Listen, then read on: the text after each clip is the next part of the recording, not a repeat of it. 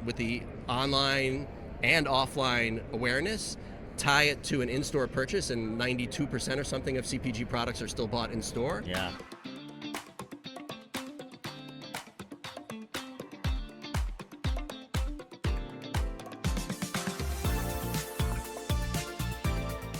What's going on, everybody? Welcome to another edition of the Ad Podcast. We are streaming from Shop Talk in beautiful Las Vegas, Nevada. And we have Eric Stein, who's the CEO of Actual. Eric, thanks for coming on, man. Happy to be here. So tell me a little bit about yourself, tell me about your company, and what brought you to Shop Talk this year. Sure. I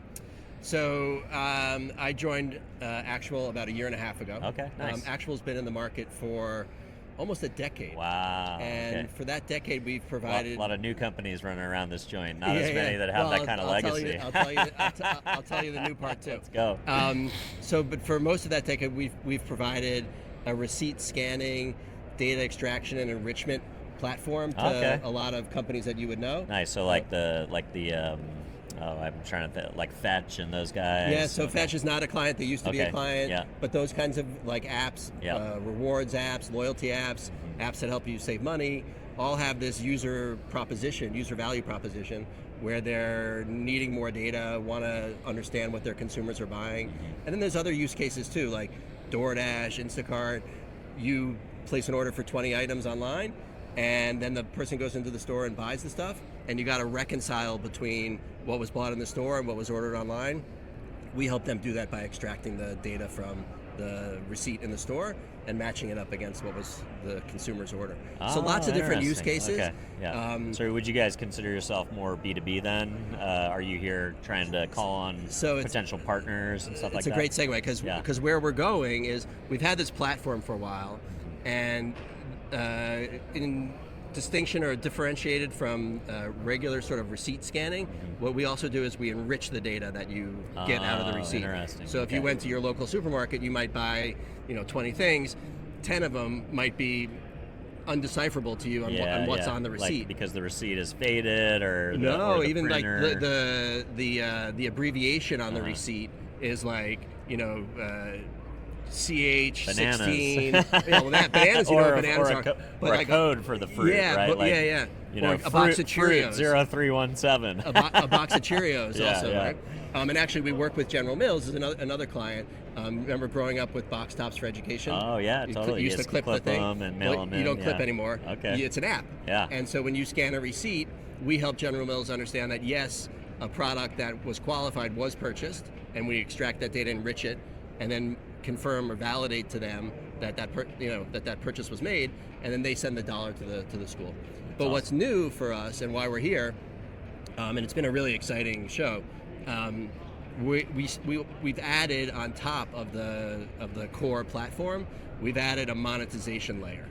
So the monetization layer now goes from B2B to B2B2C, if you will. Yeah. Where we, with publishing partners that we have, different apps that are kind of like the rewards and loyalty and gas saving apps and Gas Buddy or Upside, those kinds of guys. What about expense reports? So expense reports are a little different. Okay. So that's B2B. Yeah. And expense reports, what's important about an expense report is that you get the place the expense was made and the total. Yeah. The line item SKU-level detail, not so important for the expense reporting. So we haven't gone into expense reports. There's some unique kinds of opportunities there that we do see.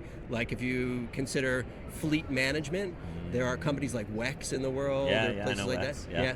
So WEX has thousands WEX of drivers. basically tracks the mileage for a lot of these big companies and where their fleet is. And what they'll also do is that a truck driver, kind of like a DoorDash driver, a truck driver goes into the gas station and buys gas, and WEX is happy to reimburse for that, obviously. But if they go into the store and they buy cigarettes, maybe not so much. Not so much. So I think opportunities like that exist sort of in the expense management area. Yeah. But our real strength is that SKU level identification of a product on a receipt. It can be a paper receipt, or it can be a digital receipt. Oh, interesting. So people can hook up credit cards and not credit cards so much, but your retail account. So your account at Target Amazon or Amazon or stuff like that. So when you say you're moving into the monetization piece, does that mean you guys are becoming an affiliate broker essentially? So sort of. Yeah. So we power this experience in an app. So imagine what did you say you were familiar with Fetch? Yeah, Fetch was a client of mine at my last agency. Okay. So we did their creator marketing. Yeah. So not Fetch, but apps like Fetch, like a Copper, or there's an app called Daily Dough or ATM, different apps that are in that same broad space. You mentioned Gas Buddy. Gas Buddy, those kinds of guys. They do receipt scanning today, some of them don't. Some of them would like to, but to license our technology is expensive. And so, but what we've done in partnership with these apps is add this monetization module that I mentioned. And so then we power the receipt scanning experience. We bring offers into those apps, CPG kinds of offers, so grocery items, and you can look at the offers that are available, clip them, save them for later, and then you go to the store, and after you finish shopping, you'll scan your receipt, like common practice. Yep. But now we power that experience. So as we're processing the receipt, we'll show a relevant ad. And so we're tied into programmatic kinds of platforms. So mobile that ads, and kind of open web stuff? Mobile, yeah, okay. mostly mobile. Yeah. So we're in app. So okay. And we'll pull in ads that are relevant to the user based on the data that we have. And then once you're through processing the receipt, or once we're through processing the receipt, you come to a receipt summary page. And there, consumers are kind of leaning in. They're like, oh my God, did I get my confirmation? Did I get my 50 points for uploading the receipt? And then we show them, A, yes, you got your 50 points, but B, here are a bunch of other opportunities to engage with brands that are providing incentives to see another ad, a rewarded video, or maybe take a picture in the store because a CPG company like a General Mills wants confirmation that, hey, the end cap is there. And all those different kinds of things. You could take a survey or leave a review for a product. Lots of ways to engage with consumers, and the environment is really conducive because there's that currency and the incentive structure so that these verified consumers who have given permission to use their data can be further engaged with by key CPG brands that they're purchasing their products from. Yeah, that's pretty exciting. So with that new development, is that you having to go out and stand up a sales team of ad guys to go out and talk to brands and agencies, or are you doing that all programmatically? Are you just the data layer powering this type of ad buying, and then you give it to like the trade desk and the big boys? Yeah. Like, so you should come be the chief the chief strategy officer. So we're just launching. So to be clear, yeah. And so we have a couple 100,000 users today, monthly active users. We'll continue to grow, and we see a great opportunity ahead to grow that into the millions. Wow. But we are starting with programmatic. Our goals for the first 6 months of this year were to launch with the launch partners that we have, tie in the programmatic stuff that we're tying in, and launch with one client direct. So there is one CPG company that I actually met at a show here in Vegas 6 months ago, at Grocery Shop, that really leaned in and was like, hey, this is a really interesting sort of new model where we can get what we want with the online and offline awareness, tie it to an in-store purchase, and 92% or something of CPG products are still bought in store. Yeah. And we can validate that a purchase was made. They can either deliver a redemption to the consumer, or this CPG company that we're working with has a really exciting promotional calendar where they're not just delivering you 5-10% off the product you purchased, but they're actually giving you multiples of the amount you spent in value at some of their partners. Wow, that's awesome. Yeah, so it's really cool. So tell me a little bit about, are you guys thinking about layering in location data as well? Because a big driver for retailers is they want to move foot traffic into their stores.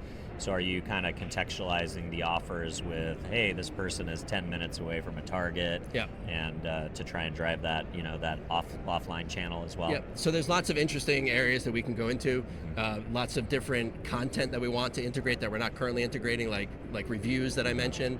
We see the opportunity to do that, but and the same thing with location. Yeah. The interesting thing is you mentioned metadata as we were sitting down. Yeah, totally.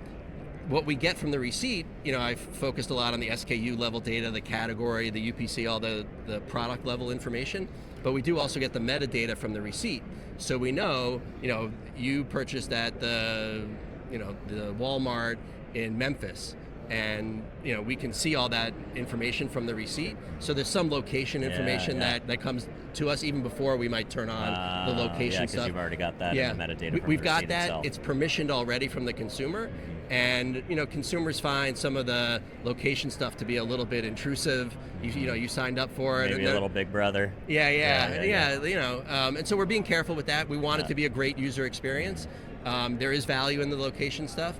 When we get there, we'll be careful about not being too interruptive. If you're 10 miles from a retail location and all of a sudden your phone's blowing up, that's not quite a great user experience. Yeah, totally.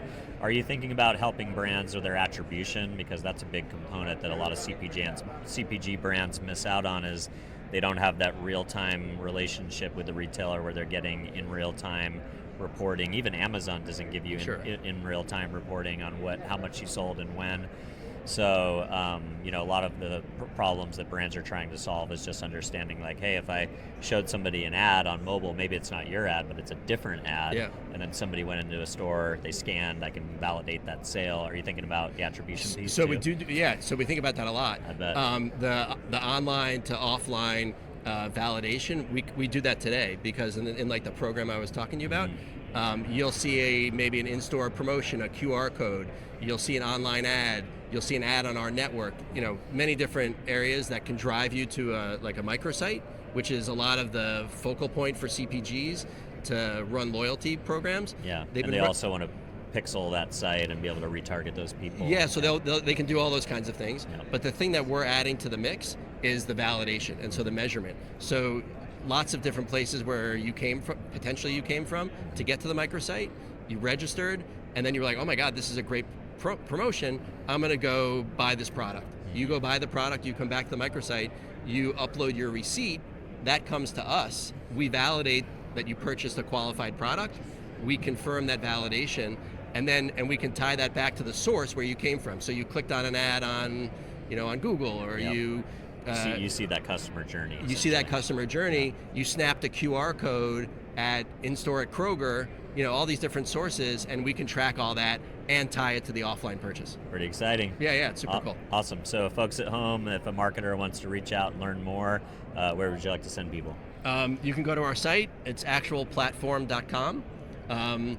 Or you can email me, eric.stein@actualplatform.com. Amazing. Thanks for coming on, man. My pleasure. Appreciate it. Cheers. Bye.